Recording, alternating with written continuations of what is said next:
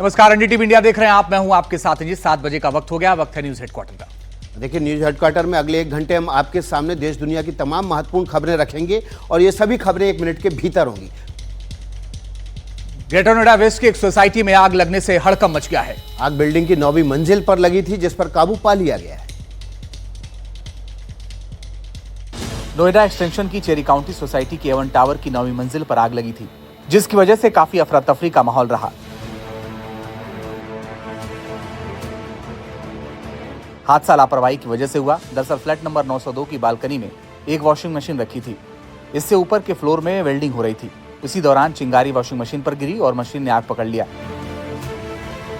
यह आग बड़ी तेजी के साथ फैलने लगी। फ्लैट में रहने वालों और आसपास के लोगों ने आग पर काबू पाने की कोशिश की, लेकिन उन्हें कामयाबी नहीं मिली। डर यह था कि आग ऊपर और नीचे के फ्लोर की तरफ न पहुंच जाए।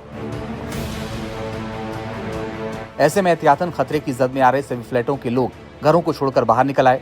बाद में दमकल विभाग की टीम ने मोर्चा संभाला और इस आग पर काबू पाया।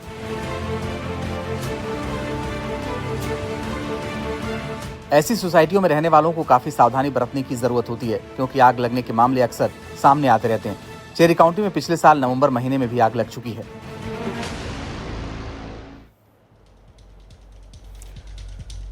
तेज रफ्तार कितनी घातक साबित हो सकती है, इसकी चौंकाने वाली तस्वीरें उत्तराखंड की राजधानी देहरादून से आई है। ओवर स्पीडिंग और गलत डायरेक्शन से यहां जिंदगी कैसे खतरे में पड़ी, हादसों से अलर्ट करती है रिपोर्ट, आपको देखनी चाहिए। टूटी फूटी कारें, जलते इंडिकेटर, कारों के खुले एयरबैग भीषण हादसे की गवाही दे रहे हैं।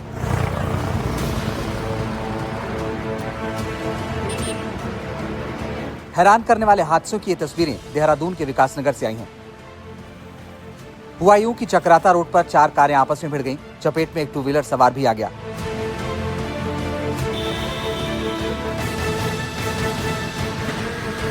हादसा तब हुआ जब एक कार ड्राइवर अचानक कार पर से नियंत्रण खो बैठा।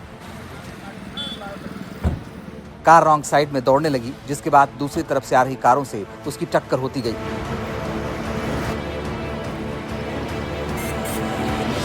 रोड एक्सीडेंट में कार में बैठे एक बच्चे समेत कई लोगों को गंभीर चोटें आई हैं।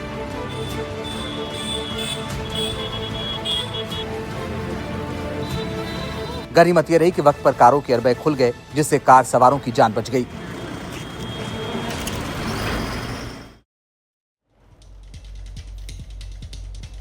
अब आपको पश्चिम बंगाल लेकर चलते हैं। वक्फ संशोधन कानून के विरोध में वहां बंगाल लगातार धधक रहा है। हिंसा में अब तक 3 लोगों की मौत हो चुकी है। वहीं कोलकाता हाईकोर्ट के आदेश के बाद मुर्शिदाबाद में सिक्योरिटी बढ़ा दी गई।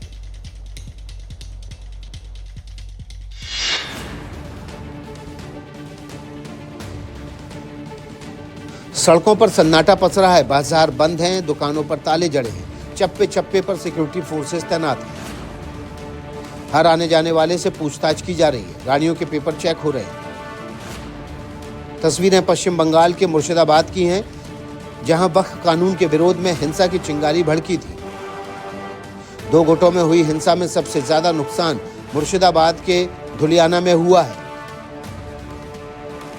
यहां अब तक हिंसा में 3 लोगों की मौत हो चुकी है।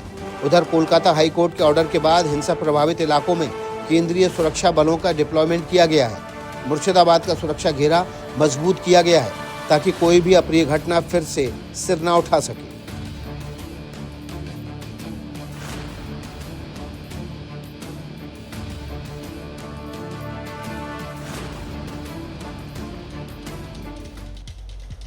पश्चिम बंगाल के मुर्शिदाबाद हिंसा पर राजनीति के तेवर भी तल्ख हैं। बीजेपी ने ममता सरकार पर गंभीर आरोप लगाए। जी हां, बीजेपी लीडर शुभेंदु अधिकारी का दावा है कि हिंसा की वजह से अब तक 400 से ज्यादा हिंदू परिवार मुर्शिदाबाद से पलायन कर चुके हैं। 12 अप्रैल को मुर्शिदाबाद में हिंसा के शोले धधके। हिंसा की चिंगारी शांत हुई तो सियासत की सुलग उठी। बीजेपी ताल ठोक रही है कि हिंसा की वजह से अकेले मुर्शिदाबाद से 400 से ज्यादा हिंदू परिवार पलायन कर चुके हैं। इतना एक्सप्लोजन हुआ है, फायरिंग हुआ है, तो एंटी नेशनल एक्टिविटीज है, ये नहीं होना चाहिए।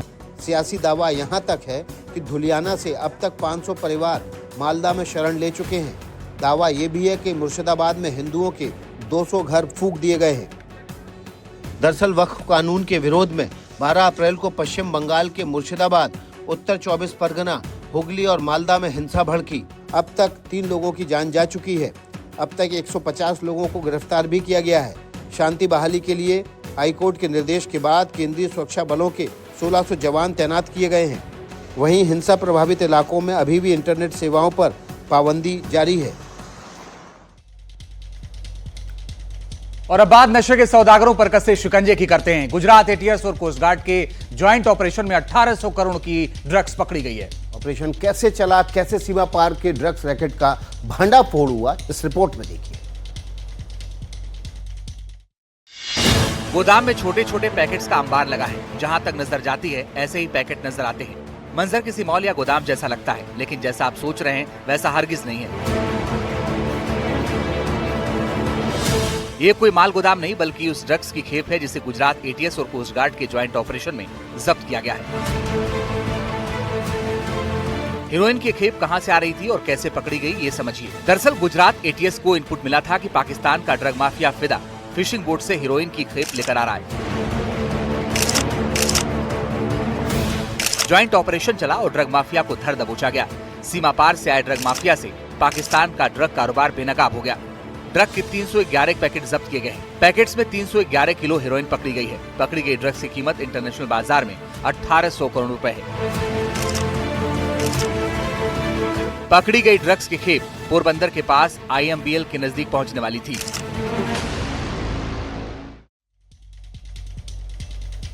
अयोध्या में प्रभु रामलला का राम मंदिर निर्माण कार्य बहुत तेजी के साथ पूरा किया जा रहा है और माना जा रहा है कि अक्टूबर महीने में मंदिर पूरी तरह से बनकर तैयार हो जाएगा।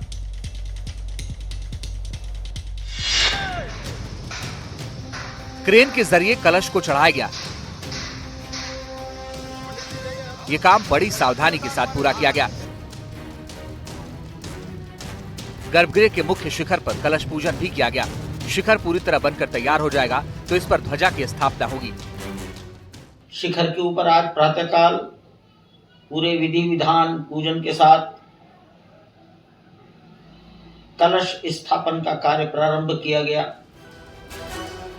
राम मंदिर में दूसरे चरण का निर्माण कार्य बड़ी तेजी के साथ हो रहा है। अक्टूबर तक इसे पूरा करने का लक्ष्य है। शेषावतार मंदिर की स्थापना भी इसी वर्ष में हो जाएगी और इस प्रकार मंदिर निर्माण के कार्य में तीव्र गति से प्रगति हुई है। अयोध्या में पिछले साल 22 जनवरी को राम मंदिर का उद्घाटन किया गया था। समारोह के दौरान रामलला की मूर्ति को मंदिर के गर्भगृह में स्थापित किया गया था। अब आपको गुजरात के भरूच लेकर चलते हैं। यहां अचानक एक केमिकल फैक्ट्री में भीषण आग लग गई। फैक्ट्री में आग कैसे लगी और लाइव शोलो के कहर से भरूच में कैसा भय दौड़ गया, ये रिपोर्ट देखिए।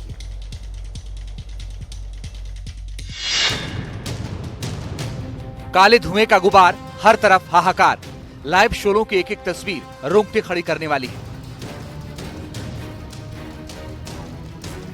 आग के तांडव की ये तस्वीरें भरूच के पनोली से आई हैं। यहाँ GIDC में जलेक्का और BR एग्रो नाम की कंपनी है। इस कंपनी में अचानक आग लग गई। आग लगते ही कंपनी से काला धुआं उठने लगा।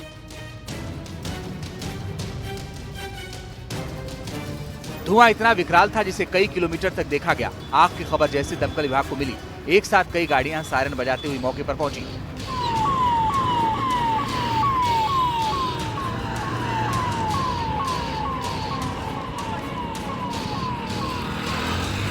केमिकल फैक्ट्री में आग कैसे लगी अब तक ये क्लियर नहीं हो पाया है। गनीमत ये रही कि इस भीषण अग्निकांड में कोई हताहत नहीं हुआ है।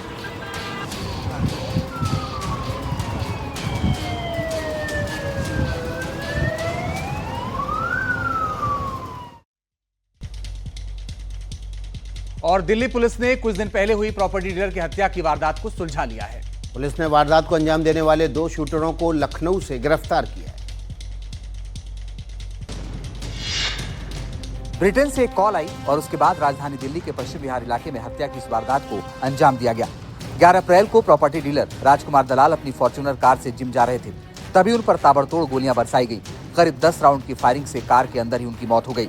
पुलिस ने जब तफ्तीश शुरू की तो तार कपिल संगवान उर्फ नंदू गैंग तक पहुंचे। दरअसल नंदू गैंग और मंजीत महल गैंग में पुरानी अदावत है। इसमें दोनों ओर से कई लोग मारे जा चुके हैं। राजकुमार दलाल की मंजीत महल से नजदीकी नंदू को चुभ रही थी और आखिर में दिल्ली के 2 बड़े गैंग के बीच वर्चस्व की लड़ाई का वो निशाना बन गए। शुभम और शकीन को अंबाला पुलिस ने लखनऊ से गिरफ्तार किया। दोनों नंदू गैंग के शूटर हैं। कपिल सांगवान उर्फ नंदू विदेश में बैठकर अपने गैंग को ऑपरेट करता है। उससे जुड़े बदमाशों की लिस्ट लंबी है। नंदू की मौजूदगी कभी लंदन तो कभी पुर्तगाल में होती है। गैंग वॉर में अक्सर गोली का जवाब गोली से दिया जाता है। ऐसे में इस बड़ी वारदात के बाद दिल्ली पुलिस को मुस्तैद रहने की जरूरत है।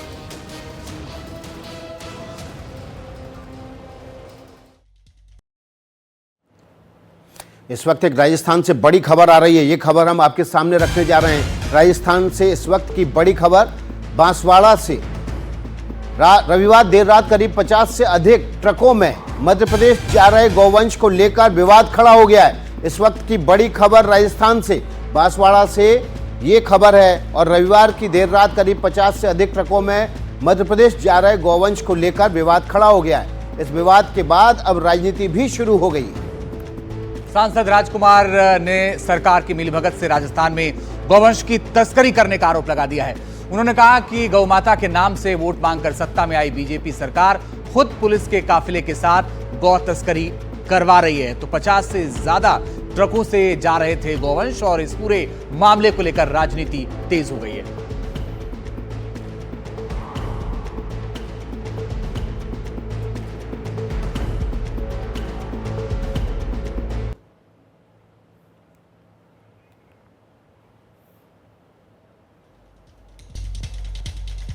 बॉलीवुड एक्टर सलमान खान को एक बार फिर से जान से मारने की धमकी मिली है। और कहां धमकी भरा मैसेज पहुंचा, पुलिस कैसे एक्शन में आ गई, ये रिपोर्ट भी आप देखिए। बाहर पुलिस की चौकसी, हर आने जाने वाले पर पैनी नजर। तस्वीरें बॉलीवुड एक्टर सलमान खान के घर की है। बिल्डिंग के बाहर पुलिस के जवानों का पहरा है। सिक्योरिटी इसलिए टाइट है क्योंकि सलमान खान को जान से मारने की धमकी मिली है। धमकी बम से उड़ाने की है। धमकी के तार किससे जुड़े हैं, धमकी का मैसेज कहां से आया और मैसेज क्या है, अब ये जानिए और समझिए। वर्ली ट्रांसपोर्ट डिपार्टमेंट को एक व्हाट्सएप मैसेज भेजा गया। मैसेज विभाग के आधिकारिक व्हाट्सएप नंबर पर आया था, जिसमें सलमान खान की गाड़ी को बम से उड़ाने की धमकी थी। पुलिस ने केस दर्ज कर लिया है। अब ये पता लगाने की कोशिश की जा रही है कि धमकी का ताल्लुक किससे है। आपको ये बता दें कि इससे पहले कई बार लॉरेंस गैंग सलमान को धमकी दे चुका है। उनके घर पर हमला भी हो चुका है।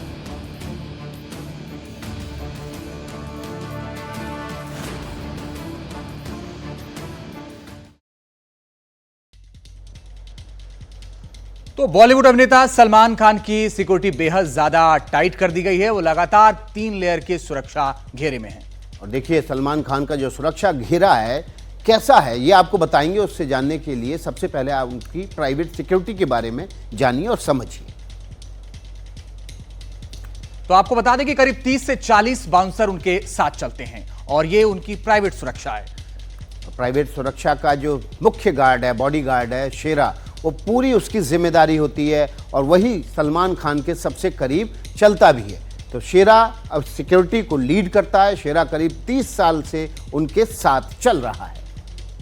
बिल्कुल। और सलमान खान जहां भी उनको जाना होता है, लोकल थाने को इसकी बाकायदा जानकारी दी जाती है, लोकल थाने को इन्फॉर्म किया जाता है। उसके बाद सलमान खान निकलते हैं। पुलिस पहले इलाके को सैनिटाइज करवाती है, उसके बाद सलमान खान निकलते हैं। सलमान खान को Y+ सिक्योरिटी मिली हुई है। अब जानिए कि सलमान की Y+ सिक्योरिटी कैसी है, ये भी हम आपके सामने रख रहे हैं। 22 से 25 जवान 2 शिफ्ट में, जो कि NSG के कमांडो हैं, वो सलमान खान के साथ रहते हैं। बिल्कुल। NSG कमांडो 2 से 4 लगातार उनके साथ रहते हैं और कड़ी निगरानी सलमान खान की सुरक्षा पर इनकी रहती है।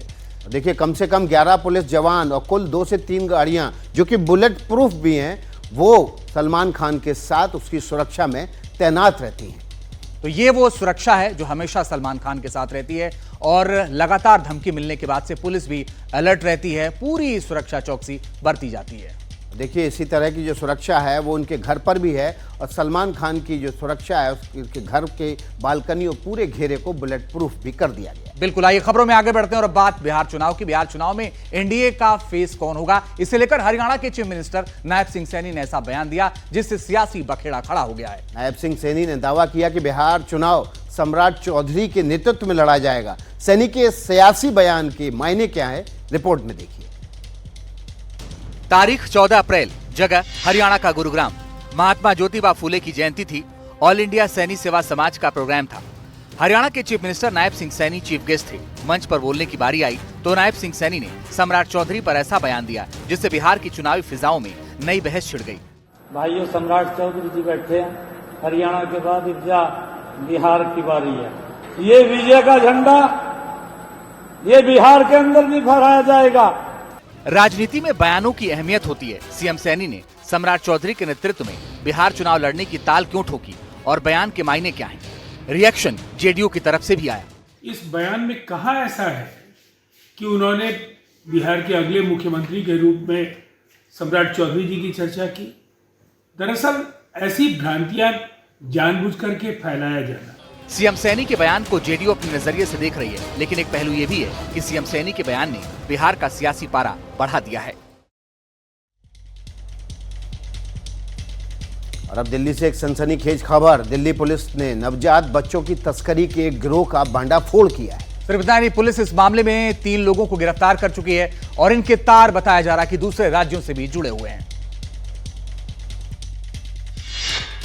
चेहरे पर नकाब, सिर झुके हुए और पुलिस का शिकंजा, ये वो अपराधी हैं जिनके बारे में आप जानेंगे तो आपका भी खून खौल उठेगा। पुलिस की गिरफ्त में आए इन 3 लोगों में एक पुरुष है तो 2 महिलाएं। ये नवजात बच्चों की तस्करी गिरोह के वो सदस्य हैं जिनके तार दूसरे राज्यों से जुड़े हैं और इन नवजात बच्चों को चुराकर अमीरों को 5 से 10 लाख रुपए में बेच दिया करते थे। इसमें यास्मीन जो महिला एक अरेस्ट हुई है, वो एक कैरियर का काम कर रही है। बेसिकली किसी की डायरेक्शंस पे वो वहाँ जाते हैं और उसके बाद वहाँ से बच्चा लेकर आते हैं और यहाँ पर अंजलि को वो देते हैं, जिसपे सीबीआई पे पहले भी केस दर्ज है। और अंजलि और जितेंद्र फर्दर उसको जो नीडी आदमी है उससे पैसे लेकर एक बड़ी रकम लेकर उस पे बच्चे को भेज देते हैं। पुलिस को आरोपियों के पास से एक 3-4 दिन का नवजात बच्चा भी मिला है। पूछताछ में आरोपियों ने बताया कि उनकी गैंग लीडर सरोज के कहने पर वे राजस्थान और गुजरात से नवजात बच्चों को चुराकर दिल्ली लाते थे।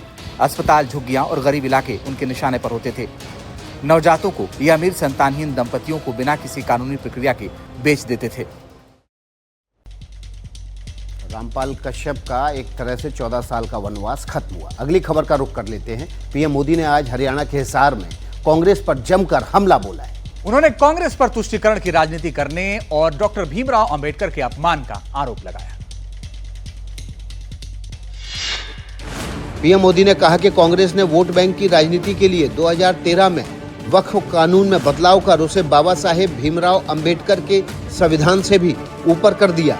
उन्होंने कहा कि कांग्रेस ने कभी भी गरीबों, दलितों और मुस्लिम समाज का भला नहीं किया। अगर सच्चे अर्थ से आपके दिल में मुसलमानों के लिए थोड़ी भी हमदर्दी है तो कांग्रेस पार्टी अपने पार्टी के अध्यक्ष मुसलमान को बनाए। पीएम मोदी ने कहा कि नए वक्फ कानून से मुस्लिम समाज और गरीबों को उनका हक मिलेगा, साथ ही आदिवासियों के हितों की रक्षा भी होगी। हिंदुस्तान के किसी भी कोने में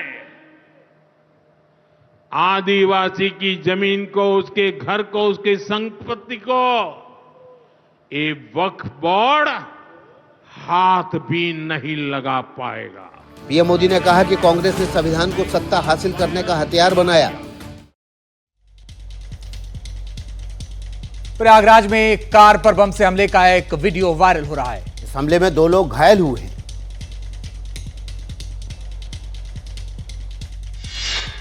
सीसीटीवी कैमरे में कैद इन तस्वीरों में देखा जा सकता है कि एक बाइक सड़क के किनारे खड़ी कार के पास आकर रुकती है और बाइक पर पीछे बैठा बदमाश बम फेंकता है। एक जोरदार धमाका होता है। बाइक सवार मौके से फरार हो जाते हैं। इसके बाद कार में सवार लोग उतरकर भागते हैं। अपनी जान बचाने के लिए वे पास की दुकान में घुस गए। बम धमाके की आवाज से इलाके में अफरा तफरी मच गई। रविवार रात करीब 9:30 बजे रीवा रोड पर हुई ये घटना आसपास के घरों और दुकानों में लगे सीसीटीवी कैमरे में कैद हो गई। पुलिस सीसीटीवी फुटेज के आधार पर आरोपियों की तलाश कर रही है। इस हमले में कार में सवार 2 कारोबारी रवि केसरवानी और वेद द्विवेदी घायल हो गए। उन्हें अस्पताल में भर्ती कराया गया है। कारोबारी रवि केसरवानी ने बताया कि बाइक सवार पिछले कई दिनों से उनका पीछा कर रहे थे। रविवार को भी हमला करने से पहले बाइक सवार चाकघाट से ही पीछा कर रहे थे। पुलिस का कहना है कि मामला दर्ज करके जांच की जा रही है। जल्दी आरोपियों को गिरफ्तार कर लिया जाएगा।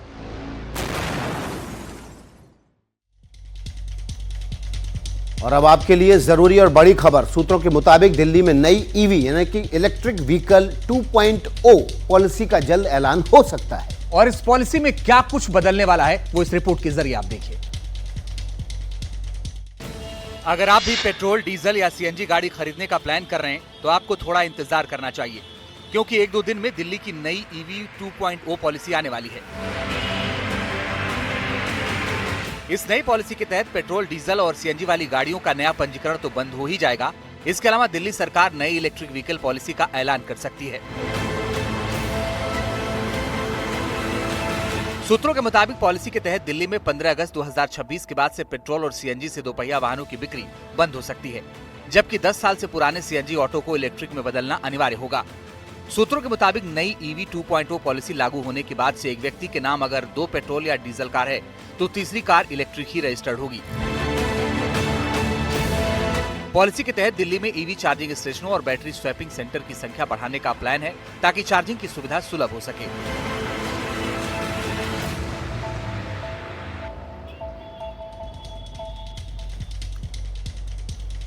तो इस पॉलिसी के तहत क्या कुछ बदलाव होने जा रहा है, आइए आपको बताते हैं। दिल्ली में इलेक्ट्रिक दोपहिया गाड़ियों की खरीद को बढ़ावा देने के लिए दिल्ली सरकार अपने पहले फेज की पॉलिसी के तहत कई छूटें भी दे सकती है। और ये कौन-कौन सी छूटें वो बताएंगे अंजीत। बिल्कुल 10,000 महिलाओं को तकरीबन 36,000 रुपए की छूट मिलेगी इन गाड़ियों पर, जो सबसे बड़ा प्लान है सरकार का आने वाले वक्त में। देखिए 10,000 महिलाओं को जो छूट मिल रही है 36,000 रुपए की, उसके अलावा देखिए इस पॉलिसी में क्या है, इलेक्ट्रिक ऑटो खरीदने पर 10,000 से 45,000 तक की सब्सिडी मिलेगी, जो कि सरकार देगी।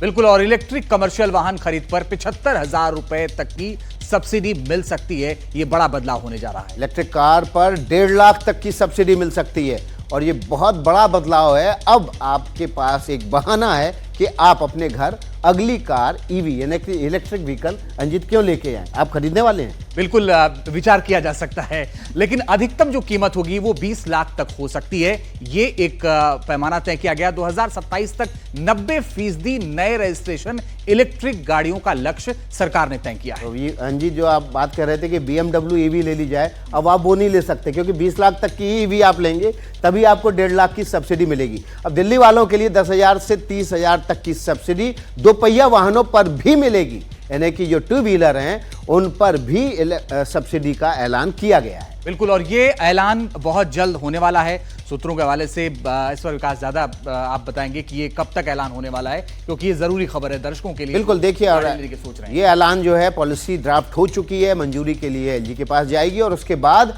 ऐलान इसका कर दिया जाएगा। तो जो दिल्ली सरकार है इलेक्ट्रिक व्हीकल के लिए जो नई ईवी पॉलिसी ला रही है, वो निश्चित रूप से दिल्ली का जो प्रदूषण है वो खत्म करने में एक बड़ी भूमिका निभा सकती है। बिल्कुल, आइए खबरों में आगे बढ़ते हैं और अब फिलहाल अगली खबर की बात करते हैं। और अगली खबर आपके लिए हापुड़ जिले से है। हापुड़ जिले में एक महिला ने टोल बूथ के अंदर घुसकर टोलकर्मी की पिटाई कर दी। तो पूरी घटना टोल बूथ में लगे सीसीटीवी कैमरे में रिकॉर्ड हो गई। 1 2 3 4 5 6 7 4 सेकंड में 7 चांटे। हापुड़ जिले के छिजारसी टोल प्लाजा का ये वीडियो सोशल मीडिया पर वायरल हो रहा है। टोल प्लाजा के अधिकारियों के मुताबिक गाजियाबाद की ओर से आ रही महिला के फास्टैग में पर्याप्त बैलेंस नहीं था, जिसके चलते उससे नगद टोल की मांग की गई। इसी बात को लेकर महिला नाराज हो गई और टोल कर्मी से बहस करने लगी। विवाद इतना बढ़ गया कि महिला सीधे टोल बूथ के भीतर घुस गई और वहां मौजूद कर्मचारी को थप्पड़ मारने लगी। इस दौरान उसने टोल कर्मी के साथ गाली गलौज भी की। वहीं टोल कर्मियों पर भी महिला के साथ मौजूद लोगों से बदसलूकी के आरोप लग रहे हैं। हालांकि अभी किसी भी पक्ष ने पुलिस को शिकायत नहीं दी है।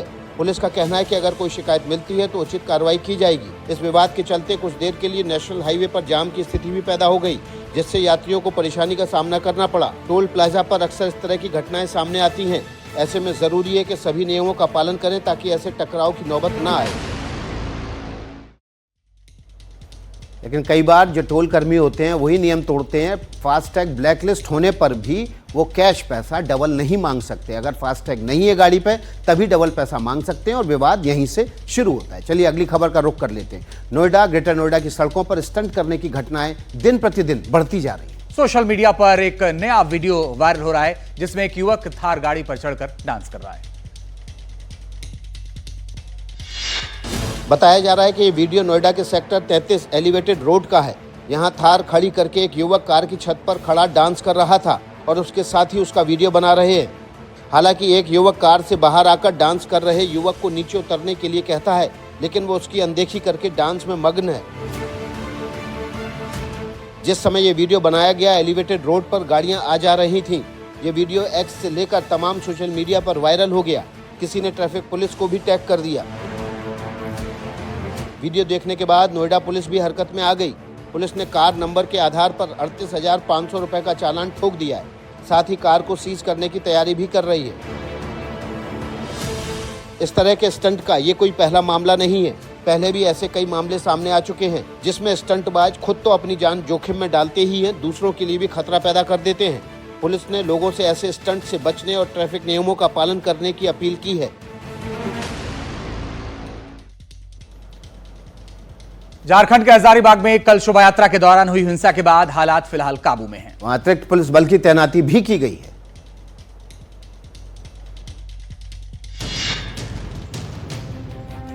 हजारीबाग के बरकट्ठा में दो पक्षों के बीच पथराव के बाद आगजनी भी हुई। उग्र भीड़ ने 4 घरों में आग लगा दी और 3 बाइक को फूंक दिया। इस हिंसा में दोनों पक्षों के कई लोग घायल हो गए। आरोपियों की गिरफ्तारी की मांग को लेकर लोगों ने जीटी रोड को भी जाम कर दिया। घटना की सूचना मिलते ही पुलिस मौके पर पहुंची और काफी मशक्कत के बाद दोनों पक्षों को शांत कराया। अधिकारियों के आश्वासन के बाद लोगों ने हाईवे से जाम हटा लिया। फिलहाल बरकट्ठा के झुरझुरी गांव को पुलिस छावनी में तब्दील कर दिया गया है।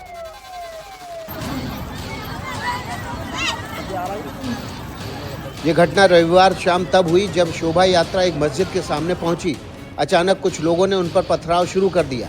इसके बाद दूसरे पक्ष के लोगों ने भी पथराव शुरू कर दिया। फिलहाल गांव में तनाव बना हुआ है। असामाजिक तत्वों के साथ साथ सोशल मीडिया पर भी पुलिस नजर रख रही है। पुलिस ने लोगों से अफवाहों पर ध्यान न देने की अपील की है।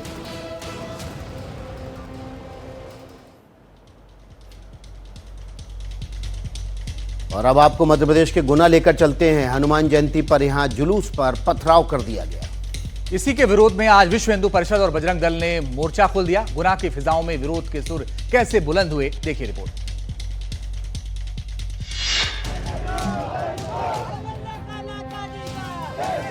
खूब हंगामा हो रहा है, नारेबाजी चल रही है। पुलिस प्रदर्शनकारियों को रोकने की कोशिश कर रही है, लेकिन प्रदर्शनकारी आगे बढ़ने की जिद पर अड़े हुए हैं। एक तरफ विश्व हिंदू परिषद के कार्यकर्ताओं ने मोर्चा संभाला है, तो दूसरी तरफ बजरंग दल के वर्कर्स हैं। पुलिस ने इन लोगों को रोकने की कोशिश की, लेकिन जब ये नहीं माने तो भीड़ को तितर-बितर करने के लिए पुलिस को लाठियां भाजनी पड़ी।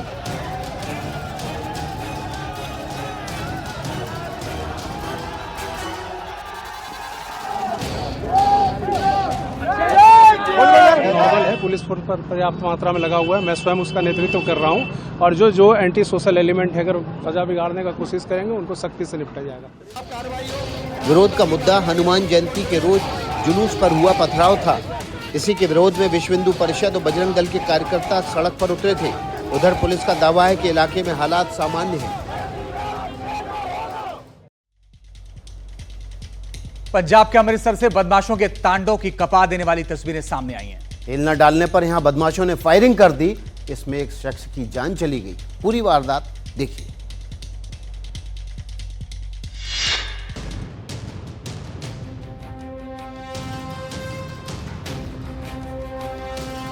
एक तरफ नकाबपोश बदमाश जो पेट्रोल पंप के दफ्तर में घुसने की कोशिश कर रहे हैं, दूसरी तरफ पेट्रोल पंप के 3 कर्मचारी बदमाशों का डटकर सामना कर रहे हैं। तीनों कर्मचारी बदमाशों को कमरे में दाखिल होने से रोक रहे हैं।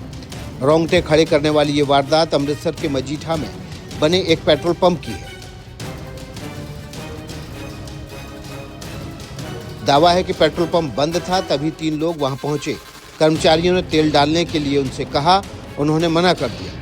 इसी से नाराज होकर तीनों ने अंधाधुंध गोलियां चला दी।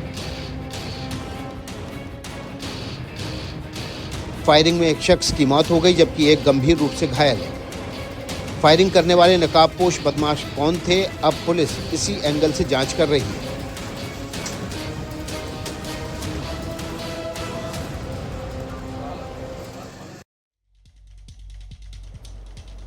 अब एक चौंकाने वाली खबर हरियाणा के भिवानी से। खबर सुनेंगे तो आप भी चौंके बिना नहीं रहेंगे। बिजली नहीं थी तो रात के अंधेरे में कार की हेडलाइट जलाकर तीरंदाजी की प्रतियोगिता करवाई गई। रिपोर्ट देखिए।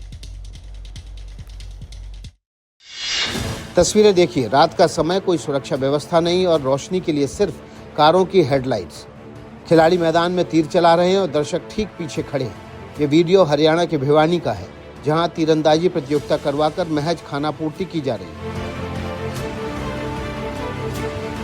शायद तीरंदाजी की ऐसी अनोखी प्रतियोगिता आपने ना देखी हो कभी और ना ही सुनी होगी, लेकिन हैरान करने वाली ये खबर हरियाणा में देखने को मिली। इस प्रतियोगिता में अंडर 10, अंडर 13 और अंडर 15 और सब जूनियर सीनियर आयु वर्ग के खिलाड़ियों ने हिस्सा लिया था। वीडियो में घोर लापरवाही देखी जा सकती है। तीरंदाजी जैसे खेल में सुरक्षा घेरा और रोशनी की गुणवत्ता बेहद जरूरी होती है। ऐसे में कार की लाइट में इस तरह प्रतियोगिता कराना गैर जिम्मेदाराना है। इस मामले को लेकर जब हरियाणा राज्य तीरंदाजी संगठन के अधिकारियों से बात करने की कोशिश की गई तो इस मामले पर कोई भी बोलने को तैयार नहीं हुआ। और अब बात उस भगोड़े की जो पीएनबी घोटाले का मुख्य आरोपी है। नाम है मेहुल चौकसी। खबर है कि उसे बेल्जियम में गिरफ्तार कर लिया गया है और अब उसे भारत लाने की कोशिशें तेज हो गई। रिपोर्ट देखिए। 13,500 करोड़ रुपए से ज्यादा के पीएनबी घोटाले का मास्टरमाइंड और भगोड़ा कारोबारी मेहुल चौकसी अब बेल्जियम की एजेंसियों की गिरफ्त में है। उसे 12 अप्रैल को बेल्जियम के एक अस्पताल से अरेस्ट किया गया था।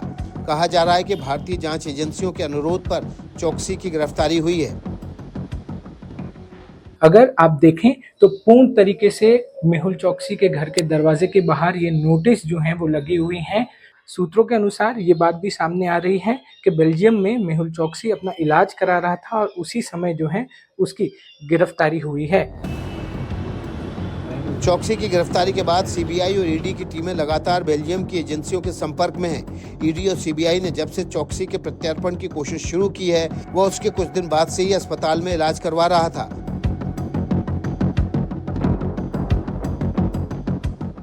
सूत्रों के मुताबिक चौकसी को भारत लाने की कोशिश की जा रही है।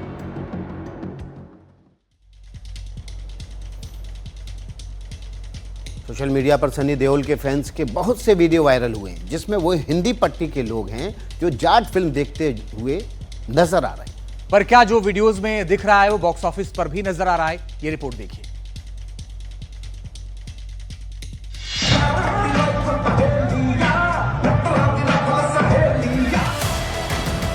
सनी देओल के फैंस ट्रैक्टर और मोटरसाइकिल पर नाचते गाते जाट देखने जाते नजर आए। लेकिन ये तस्वीर कितनी सही है? गुरुवार को फिल्म रिलीज हुई और पहले दिन फिल्म ने 9.5 करोड़ का कारोबार किया। रविवार तक 4 दिन में 40.25 करोड़ का कलेक्शन। मैं तुझे और तेरी लंका को यहीं फूंक दूंगा। रणदीप हुड्डा और सनी देओल की फिल्म 100 करोड़ के बजट में बनी। फिल्म देखने जाते फैंस और बॉक्स ऑफिस कलेक्शन के आंकड़े में कोई तालमेल नजर नहीं आ रहा है। हालांकि अगर देखा जाए तो जिस दिन ओपनिंग लगी उस दिन बसों में, ट्रैक्टरों में, जीपों में, मोटरसाइकिलों पे लोग भर भर के आए, पर वो ज्यादातर राजस्थान में, हरियाणा में और पंजाब में ऐसा देखा गया। आने दे चला। फिल्म का ट्रेलर अच्छा था, फिल्म को सिकंदर से बेहतर बताया गया, लेकिन फिर भी फिल्म गदर 2 के कलेक्शन के आसपास नहीं है। सनी की आने वाली फिल्मों का लाइनअप अच्छा है, हो सकता है कि उसमें से कोई फिल्म सनी के लिए चमत्कार करे। अगली खबर आपके लिए उत्तर प्रदेश से है। उत्तर प्रदेश का एक एथलीट हजारों लोगों के लिए मिसाल साबित हो रहा है। दोनों हाथों से मजबूर उस शख्स के पैर बिजली की रफ्तार से आगे बढ़ते हैं। वो मायूसी नहीं पालता, सपने बड़े देखता है। उसके हौसले और इरादे मजबूत हैं और दिल में एक जुनून पलता है। 21 साल का शिवम सहारनपुर में खास पहचान रखता है। कुदरत ने कुछ कमी रखी, लेकिन वो हारा नहीं। उसने अपनी तकदीर खुद लिखने का फैसला किया। वो सबसे तेज दौड़ना चाहता है। शिवम की नजर ओलंपिक पदक पर है।